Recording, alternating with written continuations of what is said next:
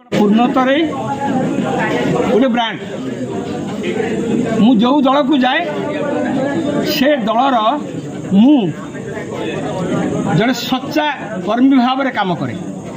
आज एक प्रमुख घटनाक्रम में देवदार पूर्वतन सरपंच तथा बीजेपी नेता पूर्णचंद्र तराई बीजेपी दल छाड़ी निज मूल दल कांग्रेस को फेरी। आज कुमारी स्थित कांग्रेस कार्यालय अनुष्ठित एक मिश्रण पर्व में दलर विधायक प्रार्थी श्री किसान पंडा दलिया उत्तर पिंधे दल में मिसाई थे। 50 वर्ष सहित 50 वर्ष मु कांग्रेस दल रही एवं तीन वर्ष भितर मुझे तो दल परिवर्तन से अनुरोध क्रमे मु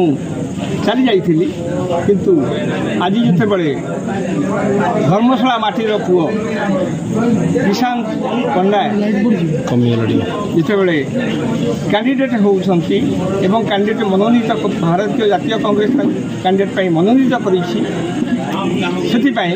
मु भारतीय जातीय कांग्रेस सामिल योगदान केते प्रभाव आपन जेतु दीटी दल बदली सारी आज्ञा कथा हूँ कौन पूर्णतरे गोटे ब्रांड मु जो दल को जाए से दलर मु जड़े सच्चा कर्मी भाव में काम करे एवं मु भारतीय जातीय कांग्रेस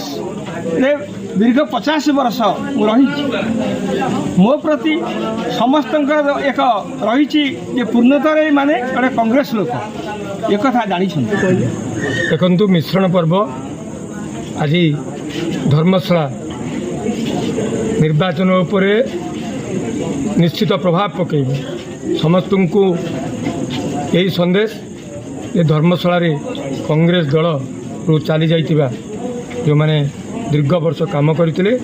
कौन ना कौन कारणवश चली जाते से निमंत्रण करी आज भी निमंत्रण करुच्ची आगामी दिन में निमंत्रण करुच्ची जो माने दल छाड़ी ये माटीर सेवा करने उचित भावुंट आज कांग्रेस दल में सामिल हूँ। आज धर्मशाला यही कथा आज घरे घरे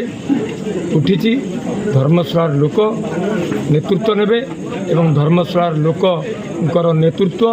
राज्य विधानसभा उठे यही कथा आज मु अनुभव करुच्ची देखिए आगामी निर्वाचन में तार प्रभाव पड़ो धर्मशाला माटीर पताका राज्य विधानसभा उड़।